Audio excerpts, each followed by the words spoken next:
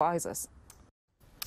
Sally Nabil there. With me now is Bishop Angaelos, General Bishop of the Coptic Orthodox Church here in the UK. Thanks for joining us. I know you've been in touch with the church in Egypt. What have you been told? Well, obviously, the church has been providing a pastoral role for the families ever since the initial videos were released parading the men who were there.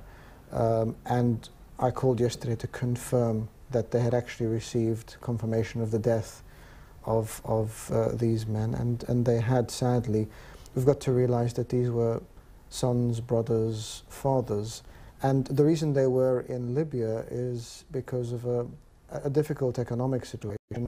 They were there to work and to earn money and to support their families back in Egypt.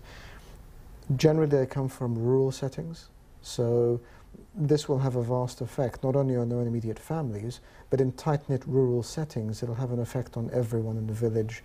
And having so many of them, it's going to have a very, very wide-ranging effect. An economic effect, as well as perhaps deterring people from going to Libya. I mean, Libya is in such difficulties at the moment. People must be desperate to leave Egypt in order to go to Libya. Absolutely, and that is why they go. They go out of desperation. No one's going to go there willingly if they can avoid it.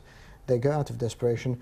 One alarming fact we learned is a large number of them were actually taken captive as they were trying to leave Libya and go back to Egypt, because we had issued a warning that everyone should try to come back, and they were captured trying to leave the country.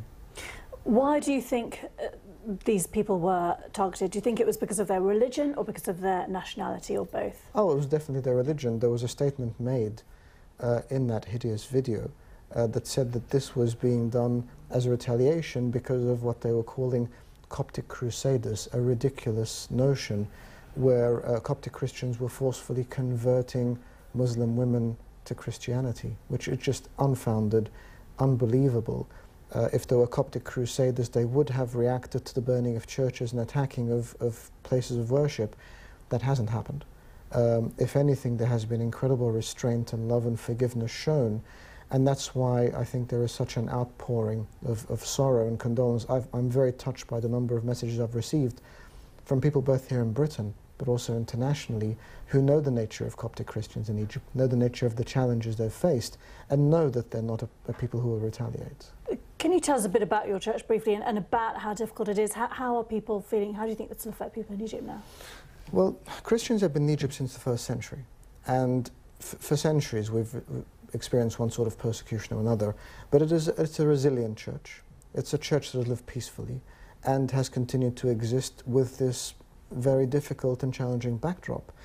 I think that people were starting to come out of the last few years since the first uprising in 2011.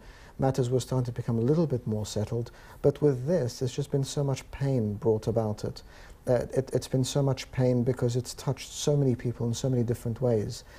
And there is almost a hopelessness, but we as Christians living there have experienced waves of violence like this before, and we continue to have a hope that someone might see the concept of a sanctity of life and realize that people aren't just legitimate targets. Just very quickly, one sentence. Do you think there is anything that can be done politically that is not being done at the moment to tackle IS and the threat to many groups there? The only thing that can be done is an appeal to the human nature of these people and say that these are human beings who are being targeted. They're not just commodities, they're not being people to trade with.